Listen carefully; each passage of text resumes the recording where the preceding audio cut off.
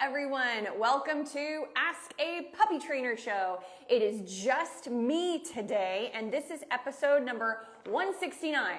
I can't believe it's been so many. So welcome everyone. I am going to fly through as many questions as possible. If you have a question, please put it down below in the comments.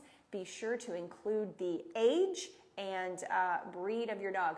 And I'm going to be following along on TikTok and Instagram best I can. Of course, it's not popping up that we've even went live. There we go. So let me hop over to TikTok too. I'm going to see if I can do this both on my own. See if this works. Okay. I'm going to start with some questions that were sent in, but just a reminder, I need age and breed of dog whenever you shoot me over a comment question, okay? Okay, Anne-Marie says, last Sunday, we adopted 2 puppies. They will be 3 months old soon. They're littermates, male and female. They've been crated together, go to bed, and that is it. I'm researching. They should be crated separately for bed, and I'm starting to use the crates for the day also. Good deal. My husband is anti-separation and doesn't want 2 crates in our room. I wanted to know if I'm correct. What is the easiest transition for them to be separated? If my husband is right, I might admit it, maybe. Oh, honey, I am right there with you, Anne-Marie. I joke, it's true though, I joke that I was never wrong for 20 years until I had a baby and had mom brain. My husband's finally been right on a few things, but I got good news for you, Anne-Marie. Your husband is wrong. He is wrong. Okay, and I'll tell you why. I understand why he wouldn't want to do that. It's a pain. It's a pain. But I mean, you guys got 2 puppies, and so you're already probably feeling some pain already. I want you to specifically look up littermate syndrome and how to prevent it. Now, here's the thing. In my personal opinion, is you can never fully prevent littermate syndrome. Littermate syndrome is where the puppies will always care more about each other than you. And they will always want to listen to you more than listening to anyone else. Very, very challenging to overcome littermate syndrome.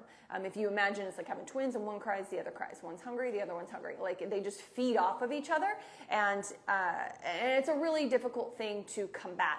But the number one thing that you want to do, crate them separately, even in different rooms would be fine. And I know you asked for like an easy transition. There is no easy transition. You just do it. Don't let them out together all the time, all day long. That is the worst thing you could do. They need to be like one crated and the other one has out time with you. The other crated and the other one has out time with you. One-on-one training and tug or fetch play, one-on-one time every day is very, very crucial. I'd say 6 days a week. Every day would be, if Sparky was here, he'd say I was wrong. It needs to be every day. I'm gonna be nice, but say 6 days a week. They have to have one-on-one time away from each other, and then they also need to be crated separately. It's so critical. I cannot even go into all the millions of reasons why. Okay, I'm going to jump in here. One more that was sent in, and then I'm going to get to your comments. Instagram, I see that you've sent me some questions. Awesome. I'm going to get to those. TikTok, where are you at? Where are my questions? All right. Kirsty? Yeah, cool. Kirsty says 12-week-old puppy. First day of 5 days nonstop rain and then flooding. Ooh, stuck inside 4 days. Now we've had her for 11 days and she goes on the potty pad every time. That's great. Yeah, well done. You didn't have a choice, and so at least she seems to be getting that. So that's great. She also sleeps in her crate. Never had an accident. We've been taking her out for walks for a week. Problem is she doesn't go potty outside, miniature dachshund, walk for half an hour, comes back home, straight for the potty pad. Well, at least she's a female, and so that alone gives you a little bit more time, in my opinion, to transition her from potty pads to outside. Why? Because you won't have to deal with her lifting her leg, most likely. It's rare. Some females will do it, but it's rare.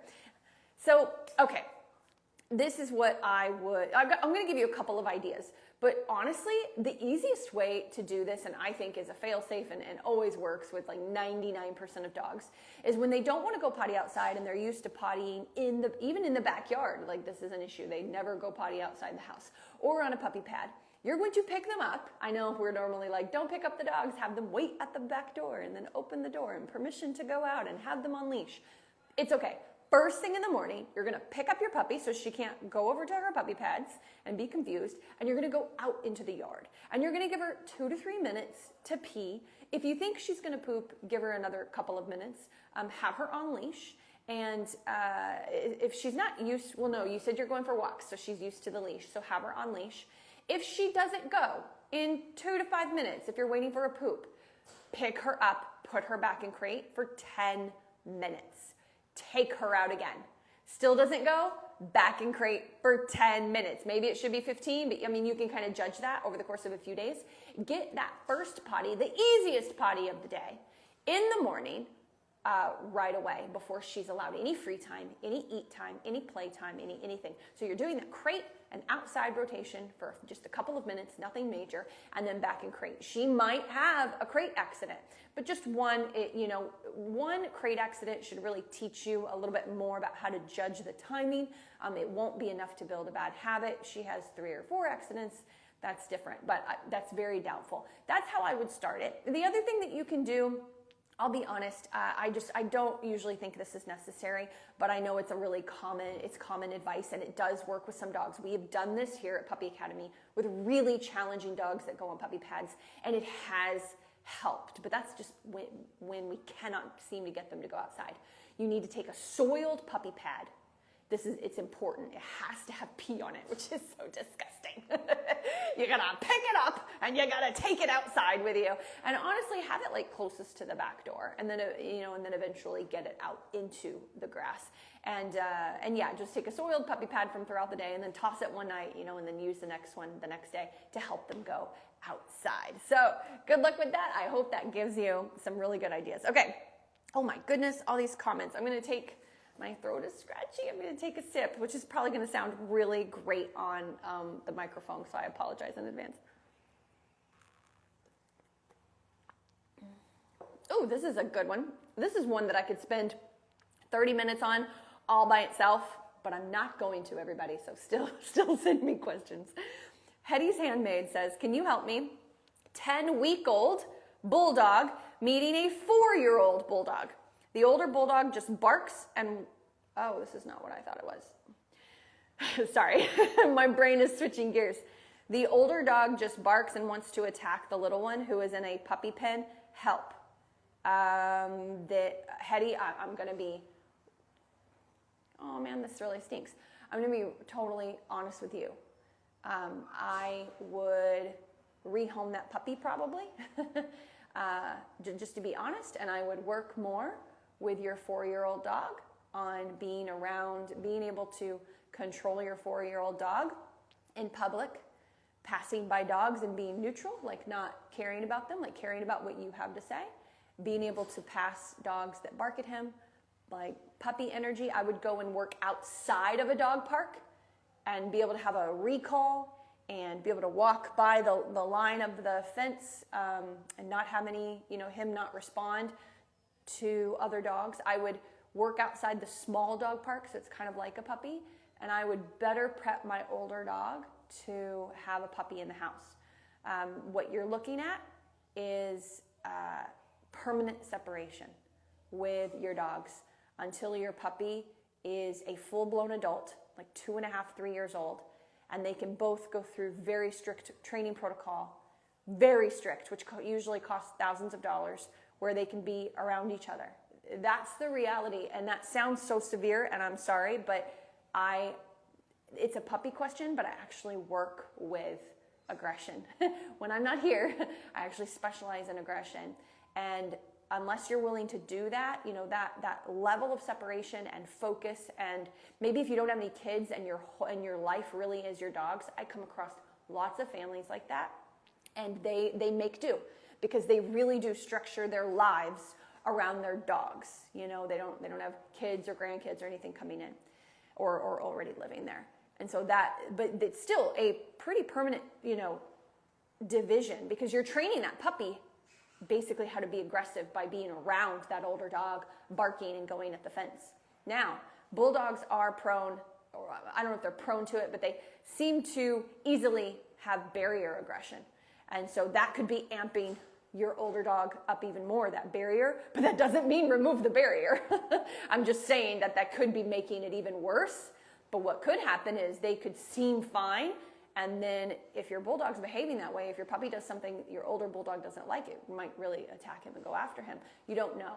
So with everything I've said, I could be wrong. You could be reading the situation wrong. And if that's the case, then I would say you need same thing, you need a lot more practice on learning how to read doggy body language and things like that. If you know you're not wrong, then please consider what I said before. But if you could be wrong, if you're not sure, have a trainer, a balanced trainer that specializes in aggression to come into your home and assess the situation. Hopefully it won't be anyone that blows smoke and be like, oh, if you just train them, they'll be fine. At the end of the day, when management breaks down, it can get rough. And so you just have to, do you have experience with that? Have you been involved in things like that before with dogs that are really roughhousing, maybe playing in the yard and it goes south and you've been able to handle it? So a lot of the skill around the situation has to do with you as well. Okay, that did not go where I thought it was going to go. Sorry, everybody. That's a rough one, but it's real life and it happens all the time to people. Nellie says, 9-month-old Cavapoo.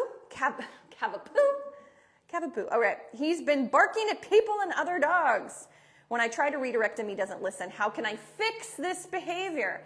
Well, Nellie, if you just heard my last response, I hope that kind of tells you that there is no fixing. You can't fix an animal any more than you can fix a person who has anxiety or fix a person who has a fear of heights.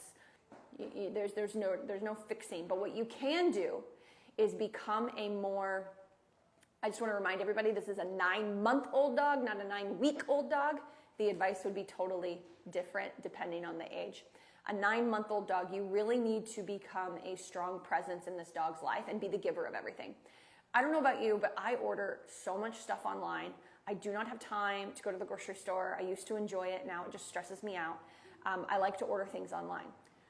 I went into a huge Whole Foods the other day. There's a really big one out where I live. And I was just like, oh my God, there's so much. And I get that feeling of overwhelm. That's going to be how your dog feels. Every time they see a person or a dog, they don't think that you control the environment. Even if they've never had a person or dog enter into their space before without permission, even if you've never let that happen, they still feel like you're not a strong enough presence to control your environment. So you have to teach your dog that you can do that. There's a lot of ways to do it. One of the ways is to just take more control over the walk. So every time you see a person or a dog, turn, let's go.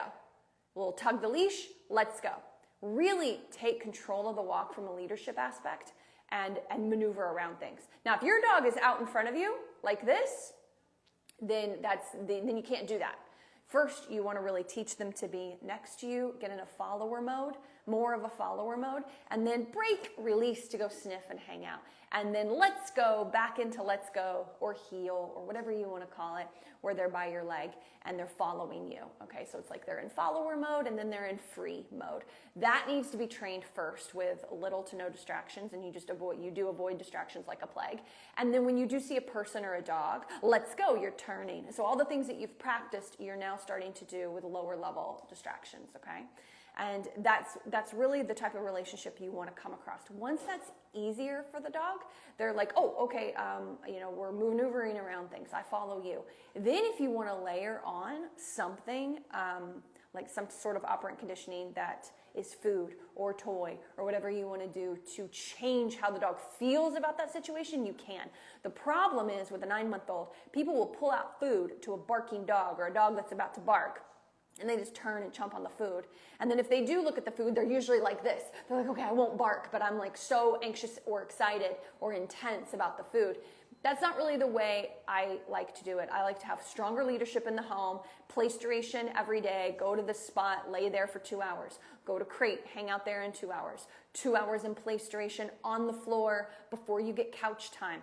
I don't ever pet you when you're excited. Whenever we play fetch, it's very structured. Drop it, sit down, break. Like I have all these, I'm creating games in my home with rules attached to them. If we play sports, there are rules. So think of it that way.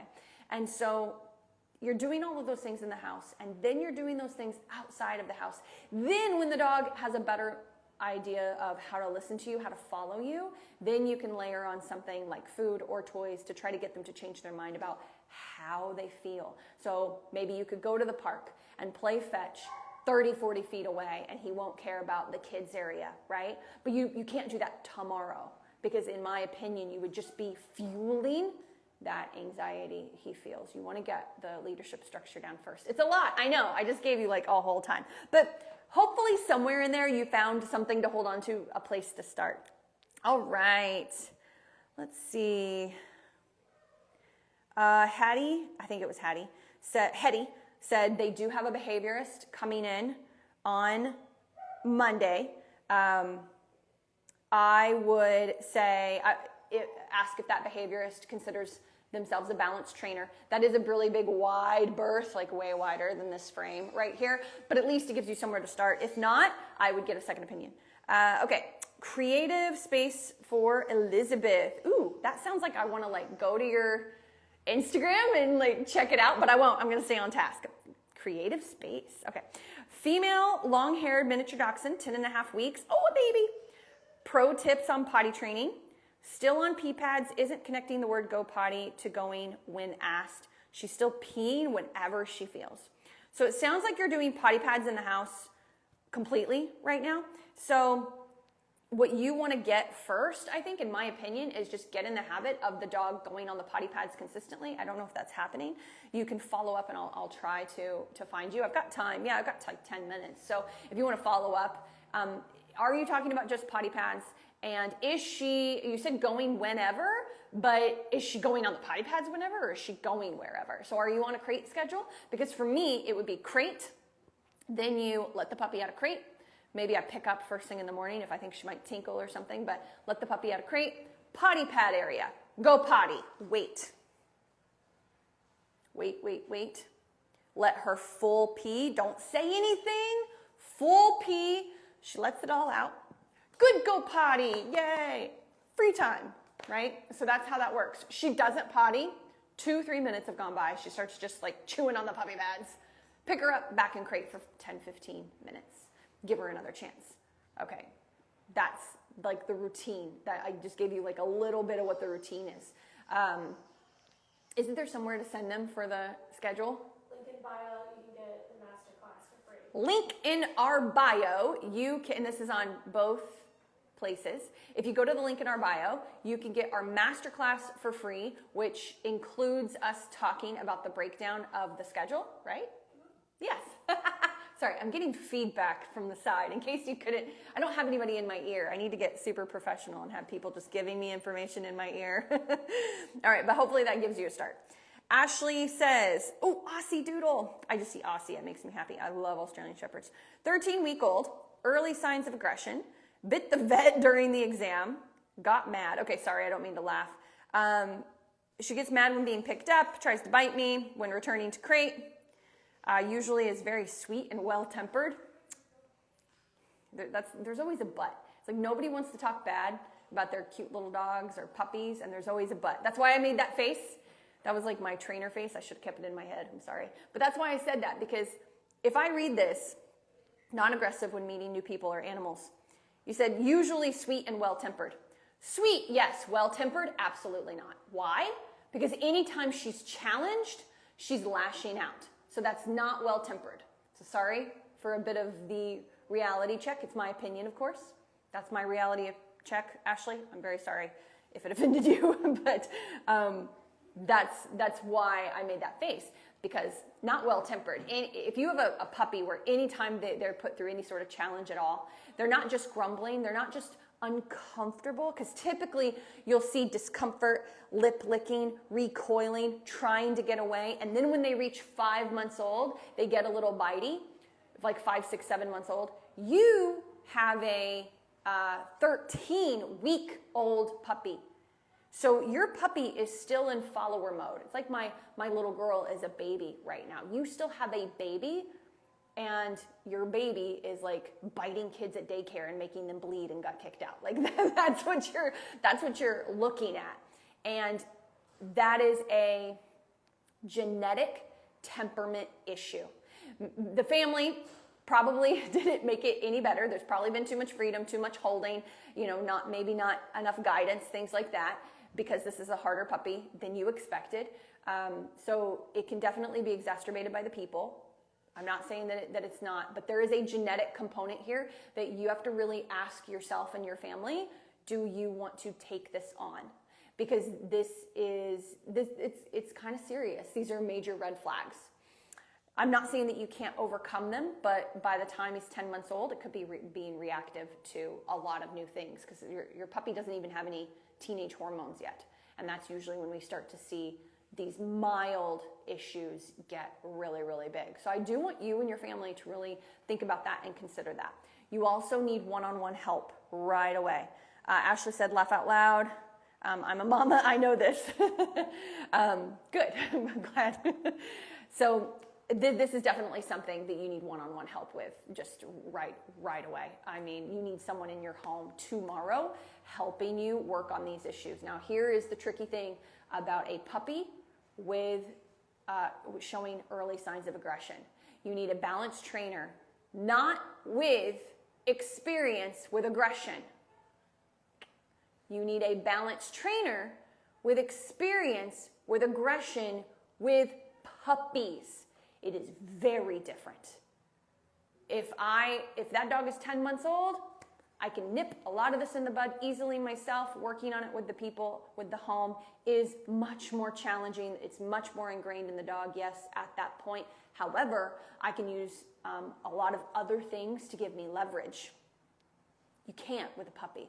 It's all about energy management throughout the day, showing that puppy 24/7 what to do. Food, leash, guidance.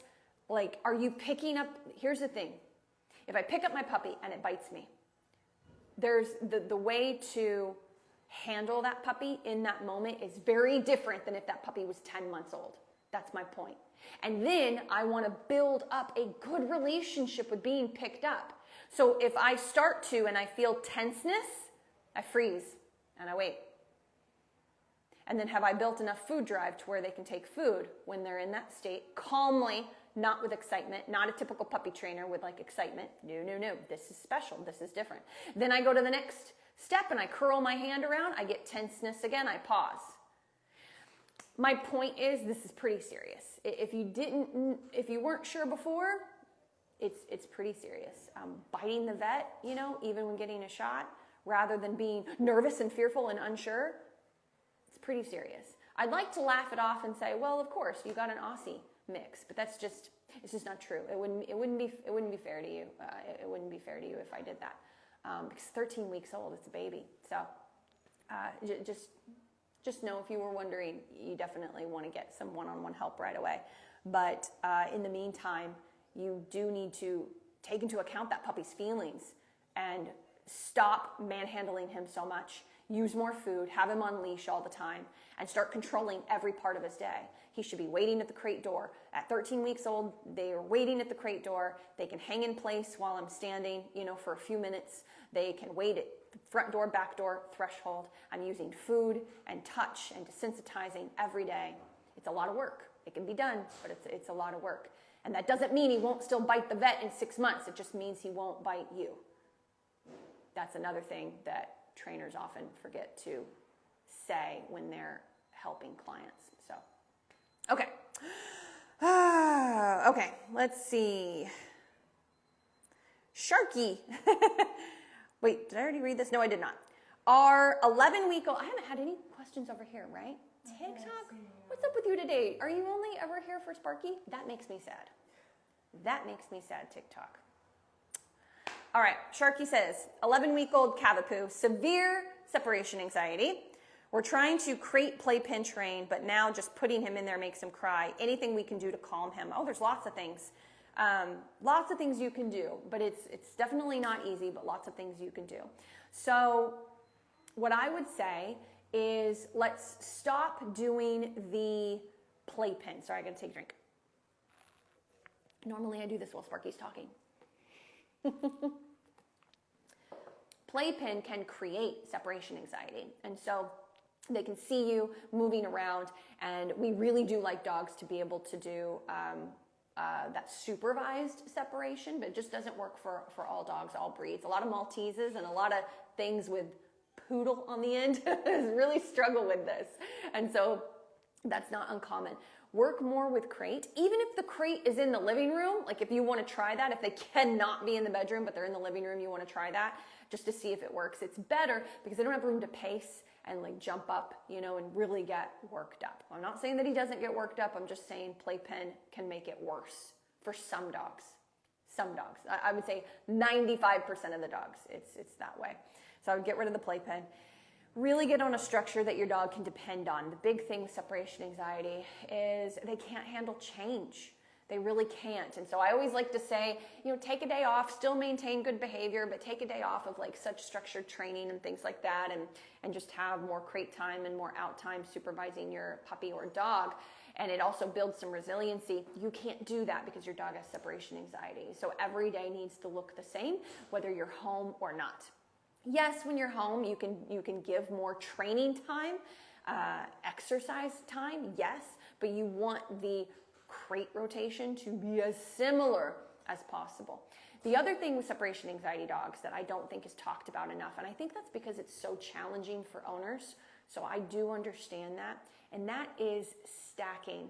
Now, I understand that not everybody can do this, but I'm just giving what I know helps the dog, and then you do with it what you will. Stacking. So normally training, break, playtime, pets, playtime, and then playtime before bed. Like that's a lot of people's routine. I want it to be training time, like structured playtime, like fetch, or throwing a little toy and working on them, bringing it back and dropping it. Really go hard on thresholds, like teaching them to wait at thresholds. That's how you teach a dog to be calm. You like move into them, teach them to wait. Or you open a door and you close it when they try to just fly through it. Don't close it on the dog. Like you need to catch them early, okay? But anyway, you're really going in hard at the thresholds, and you are doing training, play, a short break if they need it. If they don't need it, you're doing a walk. And if you're not going for walks yet, your walk is in the house and in the backyard or in the front driveway, okay? And then if they can handle it, slow crate patterning at the end. And so you might be working them for 30, 40 minutes. I don't know even a young dog. I've come across 11-week-olds that can do 30 minutes, no problem. So it depends on the dog. 20 minutes and he might be totally pooped, ready to nap right in front of you, move him to crate. And so you're really tiring out the body and to try to help the mind follow. The other bit of advice I would give is don't let your dog sleep outside of crate for the next couple of weeks. So anytime they want to sleep, you put them in crate, and that can cause 3 days of a lot of barking, a lot of yipping. They can really go 3 days without hardly sleeping at all and keeping you up at night, and that's really, really rough. But if you really want to try to teach this puppy that they can be in their crate and they can be calm, that can help. There's so many tips, guys. I wish you were in our online school. Speaking of online school, we have an online school, and we go over a lot of this type of stuff. It's you go to thepuppyacademy.com, and there's an online section. Check it out, because you also get to talk to me one-on-one every week as well. But anyway, well, gosh, there's so much you can do. Is the crate covered? Is there a sound machine on? Is there a radio playing? There's calm crate patterning before the dog has to stay in crate. Have you tried the Puppy Pal thing? That's probably not what it's called. Anybody know what it's? Snuggle puppy. If you go on Amazon, you'll totally find it. It's a puppy that has like a heartbeat and a little heater. Not a heater, but like a warming pad inside of it. As long as your puppy's not chewing things and destroying it, that might help your puppy. Yeah, they might pee on it a few times, but let's get separation anxiety over. But don't give them affection 15 to 20 minutes before you put them away and after you've let them out. Be all business. There's just so many things. It takes time. But I've given you some stuff. All right. Whew, let's see. Louisa, struggling with female 1-year-old. Corgi on thresholds. She loves outside. So a 1-year-old is a little older. You can be a little bit firmer with body language. I would get in front of the door, make her get back. She's just going to try to get around me. That's where the leash comes into play. But here's the thing. Don't just do it with place. I mean, that's going to be the heart, or I mean with the front door. That's going to be the hardest spot. My question is, does your dog know place command? Go to your bed and lay down and stay. Like it's an all-encompassing command. It means all of those things. Place, trots over, lays down, chill. If not, you have a great opportunity to teach your dog place. And then how you teach stay, we don't say stay, but we like back up. Dog steps off, we move in and block, and that's how we teach the boundary of place. Of course, we're using food, but with a 1-year-old, you'd probably use less food and be pretty calm about it. And then you, let's go, and you do a bunch of repetitions of that. That way she understands that when you step in, she moves back, then she gets what she wants. Do that when the brain is calmer, learning something new, okay? If you've taught place with a dog bed, try a cot. Try to squeak a toy, to have a bigger distraction so you can move in and she can understand to reset herself. So anyway, hopefully that gives you some ideas. Do that with place for 3-4 days. You can be really firm with the expectation for place and then try that at the door, and that'll help tremendously. All right, guys, I'm so sorry. I am out of time. I would love to get all of these. I got quite a few though. But anyway, I hope I will see you same time, same place next week. Bye, everybody. Wednesday, 1 p.m. Pacific Standard Time.